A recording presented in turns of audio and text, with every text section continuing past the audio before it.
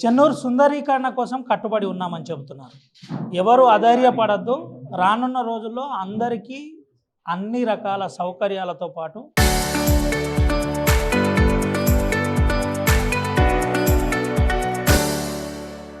ఎవరైతే నష్టపోయిన వారికి ఖచ్చితంగా న్యాయం చేస్తామని మంత్రి వివేక్ వెంకటస్వామి చెప్తారు. మనతో పాటు మంత్రి గారు ఉన్నారు, మాట్లాడదాం. సార్, ఏంటి సార్ ఒక పెద్ద లొల్లి జరుగుతుంది, అన్ని బలపడుతున్నారని చెప్తారు. అసలు లొల్లే లేదు. వాళ్ళందరూ కూడా చాలామంది ఆల్రెడీ 3 సార్లు వాళ్ళతో చర్చించడం జరిగింది. అందరూ కూడా 60 ఫీట్ చేస్తే బాగుంటుందని చెప్పి టౌన్ ప్లానింగ్ డిపార్ట్మెంట్ వాళ్ళు ప్రపోజల్ ఇచ్చినప్పటికీ కూడా వాళ్ళతో చర్చించినప్పుడు వాళ్ళందరూ కూడా కోరినారు, సార్ 55 చేయండి, మేము కూడా వాలంటీర్గా సరెండర్ చేస్తామని చెప్పి చాలామంది ముందుకు రావడం జరిగింది. వాళ్ళే ఎరగొట్టుకుంటున్నారు. సో వాళ్ళందరికీ కూడా, ఎందుకంటే ఇక్కడ చాలా పాత బిల్డింగ్లు ఉన్నాయి. రేపు పాత బిల్డింగ్ కూలిపోయి ఎవరి మీద పడి అది కూడా పెద్ద ఇష్యూ ఉంటుంది.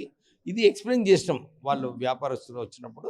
వాళ్ళందరికీ కూడా ఎక్కడ కూడా నష్టం కూడా లేదు. ఎందుకంటే వాళ్ళు షాప్స్ పోతున్నాయి, వాళ్ళకు కొత్త షాప్స్ కట్టిస్తున్నాము. ఏదైతే నష్టపరిహారం కావాలనో టీడీఆర్ ఇస్తున్నాము. ఈ రాష్ట్రంలో ఎక్కడైనా వాళ్ళు అమ్ముకోవచ్చు. సో వారికి ఎక్కడ కూడా నష్టపోయేది ఉండదు. వాళ్ళు ఏదైతే కరెంటు బిజినెస్ చేసుకుంటారో, వ్యాపారం చేసుకుంటున్నారో, వారు ఆ వ్యాపారం చేసుకోవడానికి కూడా మేము ఇంతకుముందు చెప్పినట్టు ఇవన్నీ సౌకర్యాలు ఇస్తున్నాము. టీఆర్ఎస్ హయాంలో ఇక్కడ మీరు ఈ ప్రశ్న అసలు మీరు వేయరు, ఈ ఉట్టినే నన్నే ప్రశ్నిస్తుంటారు. అక్కడ రోడ్ వైడనింగ్ చేసినప్పుడు వాళ్ళకు షాప్స్ ఇవ్వలేదు, వాళ్ళకు టీడీఆర్ ఇవ్వలేదు, వాళ్ళు తీసేసిండ్రు. కానీ నేను చెప్తున్నా, మీరు టీఆర్ఎస్ టైంలో ఏదైతే వాళ్ళందరూ నష్టపోయినరో వాళ్ళని కూడా ఆదుకోవడానికి నేను ప్రయత్నం చేస్తున్నా. అది కూడా కార్యాచరణ తీసుకోమని మున్సిపల్ కమిషనర్కి ఆదేశాలు ఇవ్వడం జరిగింది. సో ఇక్కడ ప్రజలు, చెన్నూరు టౌన్ ప్రజలందరూ కూడా వాళ్ళందరూ ముందుకు వస్తున్నారు. చాలా మంచి పని జరుగుతుంది సార్, మేము కోఆపరేట్ చేస్తామని నేను టీఆర్ఎస్ వాళ్ళని కూడా అప్పీల్ చేస్తున్నా. రాజకీయము ఎక్కడైతే అభివృద్ధి పనులు జరుగుతున్నాయో అక్కడ రాజకీయం చేయకండి.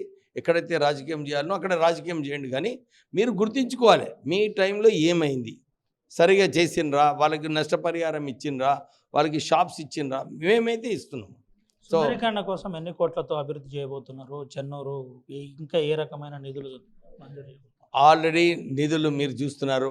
ఒక్కొక్క కాలనీ, ఒక్కొక్క వార్డులో 3 నుంచి 4 కోట్ల రూపాయలు ఆల్రెడీ పనులు జరుగుతున్నాయి. ఇంకొక 6 నెలల్లో ఇవన్నీ పనులు కూడా అయిపోతాయి. ఒక 50 కోట్ల వర్క్స్ అన్నీ కూడా పూర్తిగా అయిపోతాయి. దాని తర్వాత అమృత్ స్కీమ్లో దాంట్లో కూడా 30 కోట్లతోని అమృత్ స్కీమ్ ఇంప్లిమెంట్ అవుతుంది. ఇంటింటికి నల్ల ఇచ్చే కార్యక్రమము ఈ సంవత్సరం ఎండింగ్ వరకు అమృత్ స్కీమ్ కూడా కంప్లీట్ అవుతుంది.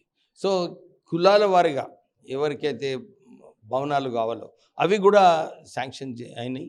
ఈ ఇయర్ ఎండింగ్ వరకు ఆ భవనాలు కూడా అయిపోతాయి. తర్వాత అన్ని వార్డులలో హైమాస్ లైట్ పెడుతున్నాం.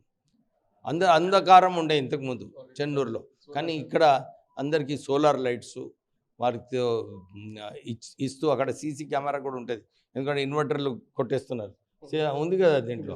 సో ఇవన్నీ కూడా సౌకర్యాలు కల్పిస్తూ చెన్నూరు టౌన్ని సుందరీకరణలో ఒక చర్చ జరుగుతుంది సార్. వడ్ల కొనుగోలు అంశంలో కాంగ్రెస్ ప్రభుత్వం నిర్లక్ష్యంగా ఉంది అని ప్రతిపక్షాలు ఆరోపిస్తున్నాయి.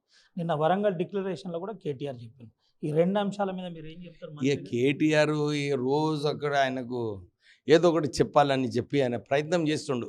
నేను కూడా లీడర్ కావాలని ప్రయత్నం చేస్తుండు, కానీ కావట్లేదు. పాపం పబ్లిక్ ఆయనకు ఓటే ఇవ్వటం లేదు.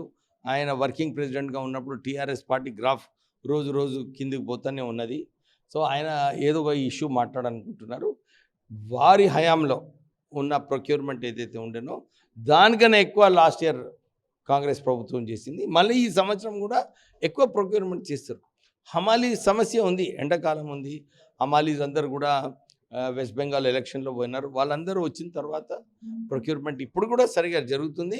ఇంకా ఎంత పంట ఉన్నదో అంతా కూడా కొనుగోలు చేయడానికి కాంగ్రెస్ ప్రభుత్వం సిద్ధంగా. ఆర్టీవీ ద్వారా రైతులకు మీరు ఏం చెప్తారు సార్?